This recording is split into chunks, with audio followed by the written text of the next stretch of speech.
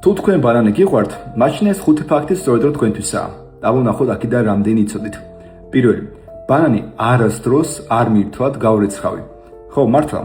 შეიძლება ეხლა ვიღაცას გაიცნოს, აი ბანანი რაღაცა უნდა გავრეცხო, მაგრამ ზედ რაც უფრო და უფრო მწიფდება, მით უფრო და უფრო ბევრი ჩნდება და ემატება ხილის, ბუზის კვერცხები. შეიძლება ეხლა ვიღაცა მეთქას რომ აი კარგი რა გიორგი რა, მე ისევ არჩევ ამ ბანანს, რომ შიგთავს არც კი ვეხები. ხო, შიგთავსგან არიხებით, მაგრამ ხო არჩევთ, გარს ხო კიდევ დღეს და მე მაგ ხეიცავს გვეხილის ბუზის კვერცხები იქნება რას კიდევ დღეს, კლავიატურას, ტელეფონს, იქ ტელევიზორის პულტს, მაციუარს, კარადას, სახლის გარს და სხვება რა და შავის ახლა შენ თუ თქვა გინდა ხილის ბუზის კვერცხების მირთმევა, ასე რომ დაიმახსოვრე ხოლმე რომ ბანანი ყოველთვის კარგად გარეცხე.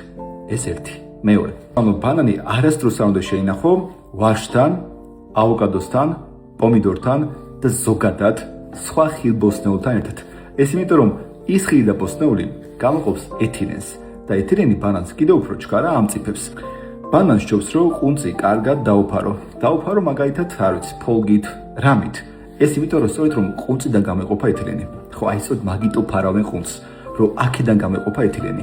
ხო, თუ მაგათგის დაფარავ, ხო ეთილენი გამოყოფა უკვე შედარებით ნაკლებად და ნაკლებად დამწიფდება დროის მცირე მონაკვეთში. და თუ უფრო კარგი გინდა, ჯობს რომ ცალ-ცალკე თითოეული ბანანი ცალ-ცალკე დაფარო ხოლმე ყუნწის არეში. ასე უფრო 3-5 დღით მეტხან შეინარჩუნებ.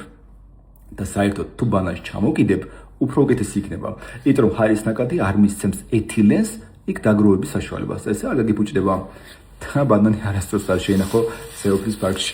ეს ეთილენი შეგით აგროვდება და ეგ ბანანი გასაგდები იქნება რამდენიმე საათშიც კი. და ის სად გაუწდეს რომ მაციუარში ბანანს არ ინახავენ თუ ის კარგად მწიფე არ არის.